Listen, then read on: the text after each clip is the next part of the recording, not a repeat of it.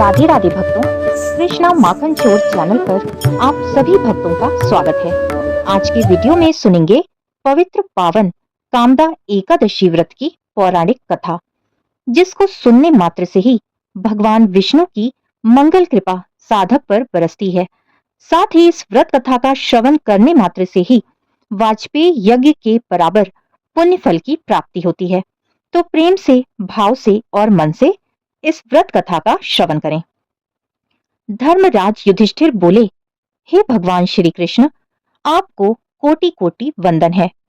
मैं आपसे प्रार्थना करता हूँ कि आप कृपा कर चैत्र मास के शुक्ल पक्ष की एकादशी का वर्णन कीजिए। भगवान श्री कृष्ण बोले, हे राजन, आप एक पुरानी कथा सुनिए, जिसको वशिष्ठ जी ने राजा दिलीप से कही थी। राजा दिलीप ने पूछा, हे गुरुदेव, चैत्र मास के शुक्ल पक्ष की एकादशी का क्या नाम है? उसमें किस देवता का पूजन होता है तथा उसकी क्या विधि है? ये सब विस्तार पूर्वक कहिए। महर्षि वशिष्ठ जी बोले, हे राजन, चैत्र मास के शुक्ल पक्ष की एकादशी का नाम कामदा है। यह पापों को नष्ट कर देती है। जैसे अग्नि सूखे काष्ठ आदि को जलाकर क्षण भर में ही नष्ट कर देती है, वैसे ही कामदा एकादशी के पुण्य के प्रभाव से सभी पाप नष्ट हो जाते हैं और पुत्र की प्राप्ति होती है। इसके व्रत से कुयोनि छूट जाती है और अंत में स्वर्गलोक की प्राप्ति होती है। अब मैं इसका महात्म्य कहता हूँ, उसे ध्यान पूर्वक सुनो। प्राचीन काल में भोगीपुर नाम का एक नगर था। वहां पर अनेक ऐश्वर्य से युक्त पुंडरीक नाम का एक राजा राज्य करता था। वह अनेकों अप्सरा, गंधर्व, किन्नर आदि वास करते थे। उसी जगह ललिता और ललित नाम के एक स्त्री पुरुष अत्यंत वैभवशाली घर में निवास करते हुए विहार किया करते थे। वे दोनों एक दूसरे को बहुत प्रेम करते थे और अलग हो जाने पर व्याकुल हो जाते थे। एक समय राजा पुंडरीक गंधर्व सहित सभा में शोभायमान थे।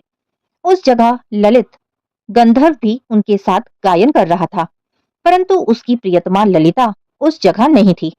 इससे वह उसको याद करने के कारण अशुद्ध गायन करने लगा। नागराज करकोटक ने राजा पुंडरीक से इसकी शिकायत की।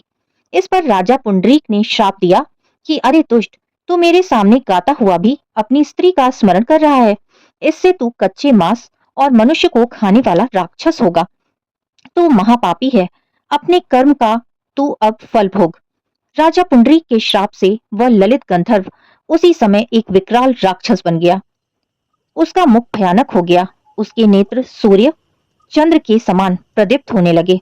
मुंह से अग्नि निकलने लगी। उसकी नाक पर्वत की कंदरा के समान विशाल हो गई और गर्दन पहाड़ के समान लगने लगी। उसके सिर के बाल पर्वत पर उगने वाले वृक्षों के समान दिखाई देने लगे। उसकी भुजाएं 2-2 योजन लंबी हो गईं। इस तरह उसका 8 योजन का शरीर हो गया। राक्षस हो जाने पर उसको महान दुख मिलने लगा और अपने कर्म का फल भोगने लगा। जब ललिता को अपने प्रियतम ललित का ऐसा हाल मालूम हुआ तो वह बहुत दुखी हुई। वह सदैव अपने पति के उद्धार के लिए विचारने लगी कि मैं कहाँ जाऊं और क्या करूं। वह राक्षस घोर वनों में रहने लगा और अनेकों प्रकार के पाप करने लगा। उसकी स्त्री ललिता भी उसके पीछे पीछे जाती और वह विलाप करती रहती।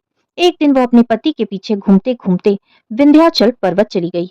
उसने उस जगह श्रृंगी ऋषि का आश्रम देखा। वह शीघ्र ही उस आश्रम के पास गई और उस ऋषि के सन्मुख जाकर विनय करने लगी। उसे देखकर श्रृंगी ऋषि बोले, हे सुबगे, तुम कौन हो और यहाँ किस लिए आई हो? ललिता बोली, हे मुनि, मैं वीर धनवा नामक गंधर्व की कन्या ललिता हूँ। मेरा पति राजा पुंडरीक के श्राप से एक भयानक राक्षस हो गया है। इससे मुझको महान दुख मिल रहा है। आप उसे राक्षस योनि से छूटने का कोई श्रेष्ठ उपाय बताएं। तब श्रृंगी ऋषि बोले, अरे गंधर्व कन्या ललिता, अब चैत्र मास के शुक्ल पक्ष की एकादशी आने वाली है। उसका नाम कामदा है। उसके व्रत करने से मनुष्य के समस्त कार्य शीघ्र ही सिद्ध हो जाते हैं। यदि तू उसके व्रत के पुण्य को अपने पति को देगी तो वो शीघ्र ही राक्षस योनि से छूट जाएगा और राजा का श्राप शांत हो जाएगा। मुनि के ऐसे वचनों को सुनकर ललिता ने आनंद पूर्वक कामदा एकादशी का व्रत किया और द्वादशी के दिन ब्राह्मणों के सामने अपने व्रत का फल अपने पति को दे दिया और भगवान से प्रार्थना करने लगी, हे प्रभु, मैंने जो ये व्रत किया है उसका फल मेरे पतिदेव को मिले, जिससे उनकी राक्षस योनि से शीघ्र ही मुक्ति हो जाए। एकादशी का फल देते ही उसका पति राक्षस योनि से छूट गया और अपने पुराने स्वरूप को प्राप्त हुआ। वो अनेक सुंदर वस्त्रों तथा आभूषणों से अलंकृत होकर पहले की भांति ललिता के साथ विहार करने लगा।